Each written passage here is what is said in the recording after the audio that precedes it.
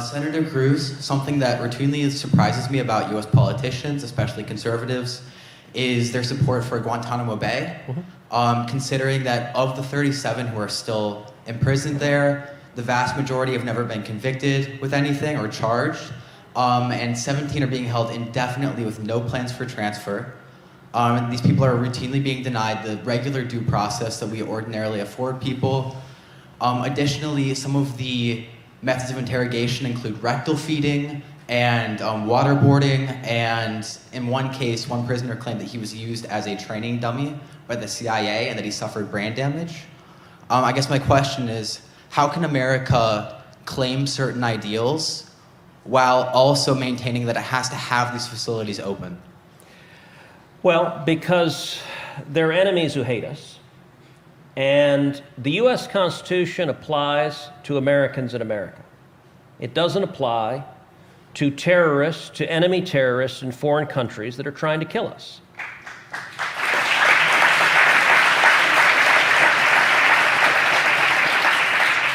On September 11th, 2001, I still remember where I was. I was in Washington, D.C.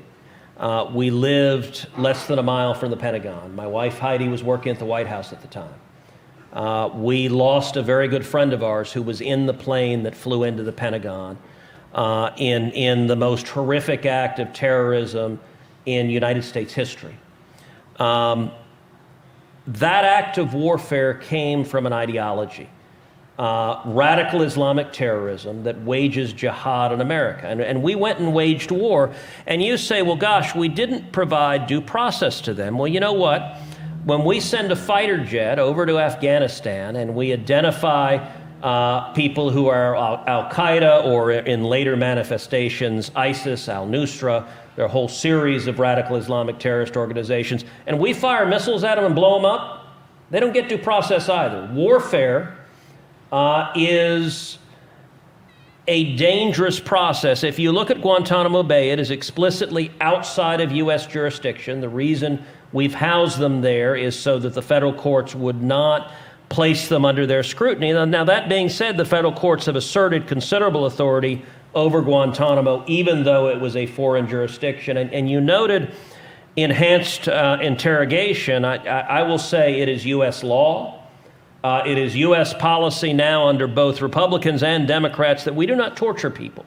And so the example you gave of using that individual as a dummy and beating him, if that happened, that was a violation of law, and anyone who did so would be prosecuted.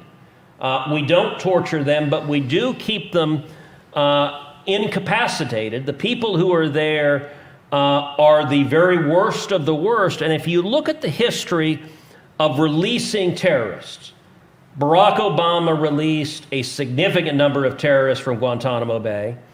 Joe Biden released a significant number of terrorists, particularly from Afghanistan, and we release them and they turn around and a large percentage of them come back and attack us again. You remember the guy who blew up and murdered 13 servicemen and women in Afghanistan?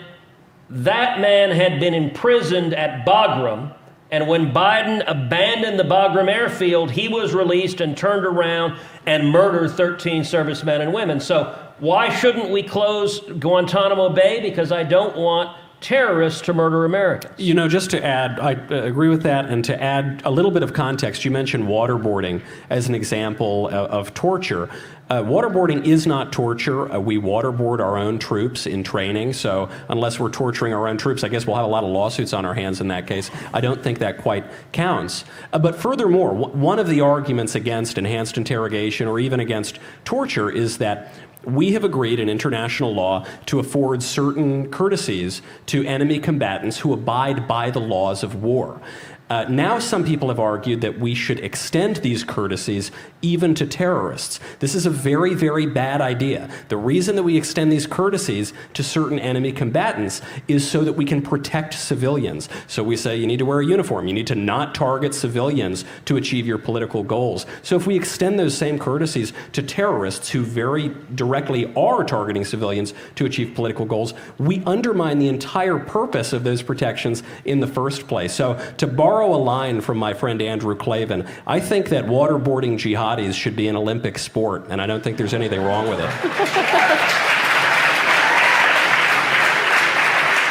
But I will say, notwithstanding your and Andrew Klavan's view, it is currently against U.S. law, so we're not doing so right now.